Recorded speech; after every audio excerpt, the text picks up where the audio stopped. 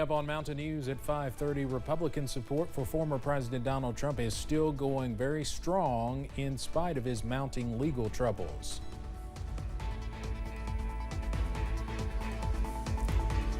And a gorgeous start to the work week continues tonight and into tomorrow. The latest coming up as Mountain News at 5:30 starts now. Dedicated to Southern and Eastern Kentucky, this is WYMT Mountain News at 5:30. Good evening, I'm Steve Hensley. Former President Donald Trump is facing mounting legal woes, but he is still leading the pack in the race to win the Republican presidential nomination. CBS's Skyler Henry has more from Washington. Former President Trump's legal trouble appears to be having no impact on his supporters. I think it's all a bunch of political BS. A New York Times Siena poll of likely Republican voters shows Trump's lead over his GOP rivals has grown, even after being indicted. Trump's at 54%, followed by Florida Governor Ron DeSantis at 17%. Everyone else is in single digits. Trump's challengers are calling the legal cases a distraction. You're not going to be able to bring the administrative state to heel, to slay the deep state, to do all this if you have distractions, if you're not focused. Trump's legal problems continue to mount as a grand jury considers another case by special counsel Jack Smith. This one related to the former president's actions following the 2020 election on January 6th. Trump posted on social media Monday, "I assumed that an indictment from deranged Jack Smith and his highly partisan gang of thugs pertaining to my peacefully and patriotically speech will be coming out any day now." He railed against the investigations during a rally this weekend. You know, they're not indicting me, they're indicting you. I just happen to be standing in their way, that's all it is. Some of Trump's supporters are helping him fight the charges. CBS News has confirmed that a pro-Trump political action committee has spent more than $40 million on legal expenses. Thank you. For Trump and his aides on multiple legal cases this year. Skyler Henry, CBS News, Washington. The property manager at former President Trump's Mar-a-Lago estate appeared in court today after being charged as part of the government's investigation into Trump's handling of classified material. Prosecutors claim Carlos de Oliveira spoke with Trump after he received a subpoena for security camera video and then told an IT worker at the property that, quote, the boss wanted the server deleted. In Montgomery County, one person has died in a crash while another faces charges. The coroner says a car and an ATV collided on Highway 213 South yesterday. A woman on the ATV died at the scene. Police arrested Chad Hotstetler shortly after. His arrest citation says he was driving the car that hit the ATV. Police say he admitted to drinking before getting behind the wheel. His charges include DUI and leaving the scene of an accident. The victim's name has not been released. One person is dead and 19 are hurt after a mass shooting in Muncie, Indiana. The violence broke out early Sunday morning at a block party with at least 100 people attending. Police have not said what led up to the shooting. There have been no arrests or suspects announced. Vermont investigators say the death of experienced hiker Robert Kirker is not suspicious. Police say Kirker's body was found Friday. He apparently died during severe flooding in the state this month. The 67-year-old New Yorker was hiking the Appalachian Trail and was last seen on July 9th. Severe weather hit the state the next day, causing water levels to rise. Kirker's death is the second one blamed on the weather. A 63-year-old died in a drowning incident earlier this month. The Idaho woman convicted of killing her 2 children and helping stage the death of her 5th husband's former wife learned her fate today. Lori Vallo Daybell will spend the rest of her life behind bars. And for the first time, we are hearing from Vallo Daybell herself. CBS's Jonathan Vigliotti reports.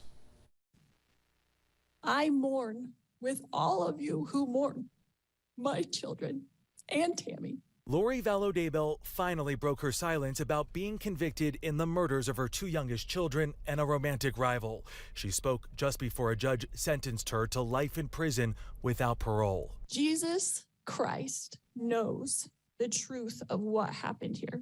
Jesus Christ knows that no one was murdered in this case. Accidental deaths happen. Suicides happen. Fatal side effects from medications happen. Vallo Daybell refused to admit that she played any role in the deaths of 7-year-old J.J. Vallo and 16-year-old Tylee Ryan, or her fifth husband, Chad Daybell's former wife, Tammy Daybell. You killed those children, according to the state's theory, and I believe it, to remove them as obstacles and to profit financially.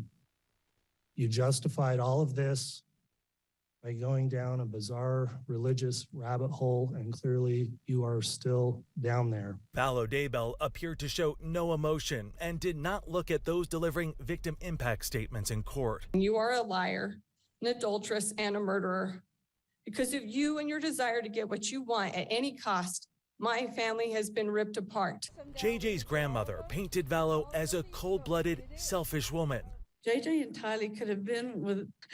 Instead, she took all that away, all because she is a money-hungry, power-mongering monster. Vallo Daybell's husband, Chad Daybell, is awaiting trial on first-degree murder and conspiracy charges. Unlike his wife, he faces the death penalty. His trial is expected to start next year. Jonathan Vigliotti, CBS News, St. Anthony, Idaho.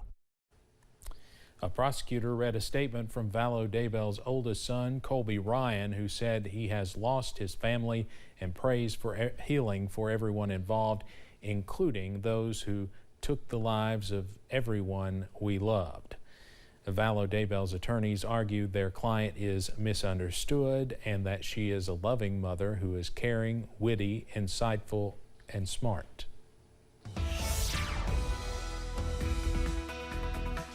Well, sunshine for many out there this afternoon as we continue to watch a few downpours go up through the region. We're dry right now, downtown Hazard, 77, the current reading, but you see some of those clouds kind of billowing up in the distance behind our First Alert Weather logo.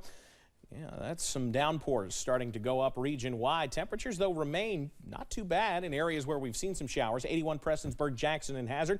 A little warmer the further west that you go into the parts of the Cumberland Valley. But other than 86 in Harlan and 88 in Jonesville, we've all come down from warmer air. Dew points are in the low to mid-60s out there, so you do feel the humidity, but it is not overwhelming like it was during the weekend. Still watching some downpours out there. They've tended to go up and fall apart, but right now to parts of, let's say, parts of Letcher County, west of Jenkins toward Whitesburg. These will continue to scoot to the south and fall apart as we head through the nighttime hours. Another downpour not far from Cutchin and parts of Leslie County. Next 12 hours, temperatures slowly falling into the upper 50s for many as we head through tonight. Cooler night on the way. We'll continue to see plenty of that sunshine as we head through at least the next 24 hours, but some changes are on the way. Those details in a few minutes. Steve? Evan, thank you. The actor and comedian better known to most as his character, Pee Wee Herman, has died at the age of 70. A statement from Paul Reubens' publicist says he died after a 6-year battle with cancer that he did not make public. CBS's Danya Backus looks back at his career.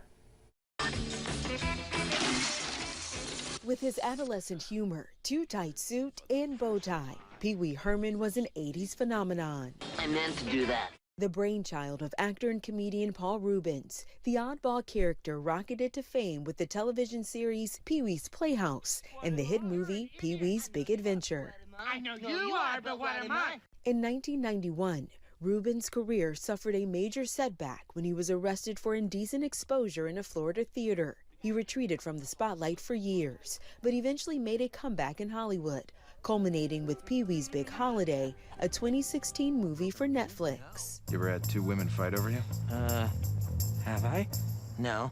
In a statement released with the announcement of his death, Reubens apologized for not going public with his long battle with cancer and told his fans how much he loved them and enjoyed making art for them. Danya Backus, CBS News, Hollywood. Coming up on Mountain News at 5:30, a recent survey found an overwhelming number of younger Americans are struggling to save because of inflation. Expert advice on what you can do to still set some money aside.